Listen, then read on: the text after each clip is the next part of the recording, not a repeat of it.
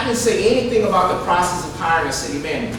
I said the plans to move the city forward. There's a difference, and if you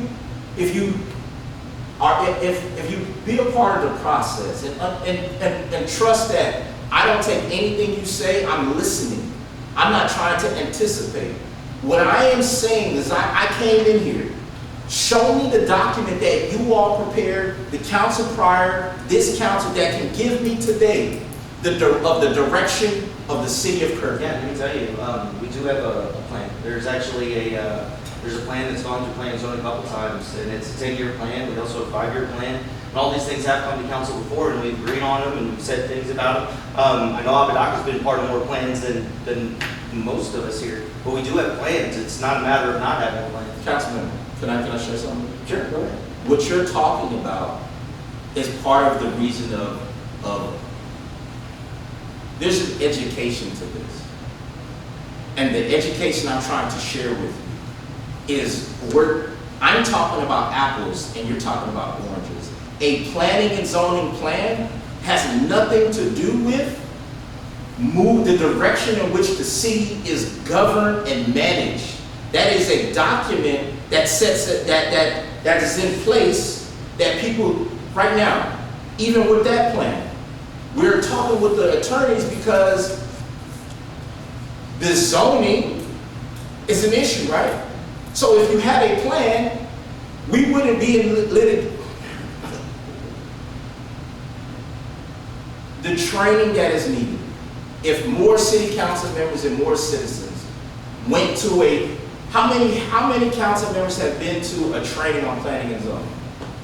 Outside of a meeting in Kirby. A TML meeting? Those types of things? I mean, No. absolutely. I showed up to a bunch of those. We actually went to Rampage, we went to TMLs, we went to everything. I asked a specific question. Still going to somebody else's planning and zoning? No. The planning and zoning, there are organizations. They have specific meetings where you learn how to do what? How do you serve on that committee? Have you been to one of those meetings? Nobody ever gave us any insight. So then why are you the expert if you've never been to the meeting, but you're telling? So that's what I'm saying. No, if we're gonna be share full transparency, you're absolutely correct, and I want to support anything you want. I'm asking you for the plan so I can move on. But I'm telling you, not only because I have served in your role for 11 years, and served on planning and zoning before. What I'm saying is when we talk, we want to talk apples to apples and not apples and oranges. And so I missed that part. You served in my role for 11 years? Yeah. And this was before Prairie View? I served on city council for 11 years. For 11 years. Yes. Before you became the mayor of Prairie View? Yes, and then I served for 2 years as the mayor. Yes. Yes. I'm just sharing with you. Yes. Yep. And so I'm also so again, I don't want to make this. I'm sharing with council members because this is good for us to ground ourselves. When we're talking about plans, comprehensive plans is what you're talking about. There's a comprehensive plan on your website. So how did I prepare for my interview when I came here? I Googled the city of Kirby. On the city of Kirby have a zoning map. They have a comprehensive plan. Now if I ask the council members, how many people have seen the comprehensive plan on the website? If you have, please raise your hand. How many of you voted on the comprehensive plan that's on the website? Please raise your hand. How many people know that you have to vote on a comprehensive plan? Period. Right? And so, one of the questions that I have, because that guides your direction, where's the minutes and the vote that we're going to adopt this as a comprehensive plan? So that goes back to what I'm sharing with you, sir. There's a lot of activity. I'm not putting down anyone's activity. What I'm telling you is that regardless of the activity in the city of Kirby, there are documents that are official documents for this community that should be posted, and there's a process. And what you're talking about is not that. So when I'm talking about apples, I want you to be very clear that you understand what I'm talking about. And not how we feel, because then that allows us to be able to keep it straight and straight. And so, as we're talking about this, I'm glad these things are coming out. None of us are experts. We're all here, we're all here trying to, y'all are volunteers that have been elected to lead your community. And so part of the question is if there's certain things, that's why we're trying to get priorities, right? So every council member is not working on the same thing. The goal is to get each council member to have something with their thing, that when we can put it on the sheet. And now we have 7 things versus 1. And now we tie it up and we say, well, how do I go out and get my neighbor to help me on this? Because this is an issue. This is a concern. The goal, when you go through the comprehensive planning process, planning and zoning is the organization or entity that is tasked with developing your comprehensive plan. Planning and zoning is selected by city council. When planning and zoning is done, when planning and zoning has a budget, when it then goes to the attorney and staff, and then it is posted in the newspaper because it is an official document, and then city council comes before city council, and then city council adopts that, that's when you put it on your website.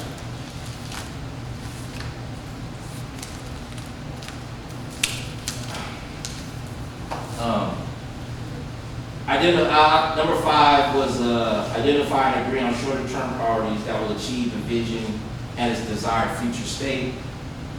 Clarifying goals and developing a set of operating guidelines to maximize the effectiveness of working relationships among council members, mayors, and support staff. So in this conversation, as we get to number 7, council member asked a question, and I wanted to share with you. So I served on city council for 11 years and mayor for 2. But I'm also a CMO, Certified Municipal Officer, which means I went to the trainings. So there are 3 sets, and you'll have it tomorrow. There is a recognized, there's outstanding, and then there is CMO, which is the highest. You all have the ability to do that. Going to TML, going to the Northeast Partnership, going to Rampage, all those counts for hours. Once you submit those hours to TML, which is TML-LI, which is the Leadership Institute, they then certify you to be what is called a CMO, Certified Municipal Officer.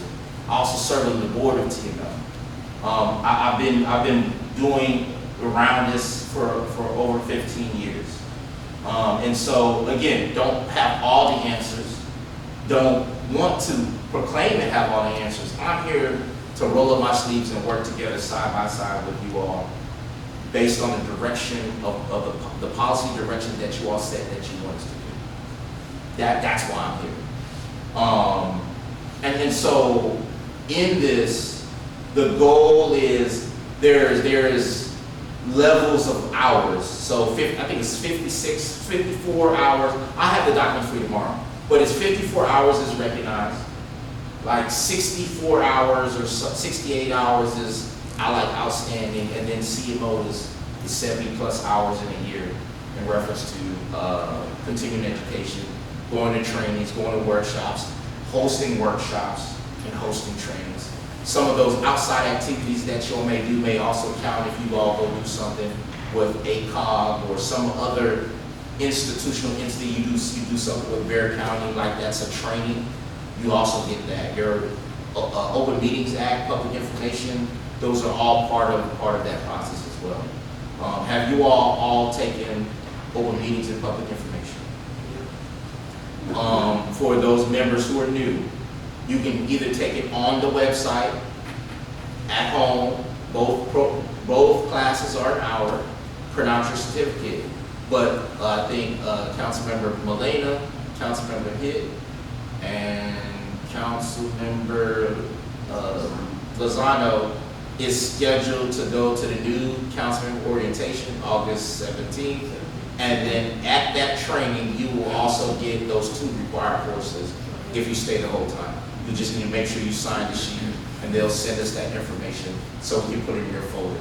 We're keeping a folder on everyone to make sure that they have those documents. Because again, just so I want to be clear, the rules and the law is the reason why I share these is because it's not going to impact the citizen. The law is saying that you all said that you wanted to serve. And serving, you said you were going to follow these rules. So Open Meetings Act and public information and the quorum and all these other things are rules to help you. When you violate that, it's not the citizens who are going to get in trouble. It is you all because you said you know better. So, again, we're all here to help each other. And so that's why, when we talk about how does a meeting need to be posted, some citizens don't understand that the only way that city council can convene with the majority is to have a duly noted meeting posted. That's the only way. 3 or more is not good, right? And so, if you're going to a training, Northeast Partnership, TML, it's okay. Unless you all start sitting down and talking about the VIA contract. Then y'all are violating the open meetings. But if y'all just sitting down discussing, going bowling, they're perfectly fine, right? And so, because again, you never know who's recording you. You never know. A citizen has the right to send your information. So again, who's going to get in trouble? Not the citizens, you are. When you have what's called a walking quorum. Okay. Goal number 7. Does anybody have any questions so far? We have 7:30 time set to break for dinner. So about 12 minutes. So we're almost there. Identifying specific actions to communicate the council's vision and priorities to stakeholders and to solidify accountability through staff and working planning efforts. If the community sees city council collectively having priorities and goals, how do you think they're going to react and act? You think that they're not going to get behind you all? Identify next steps for addressing council leadership work to include staff follow-up with comprehensive strategic plan. Right now, again, the plan that's on the website, I won't be beating the dead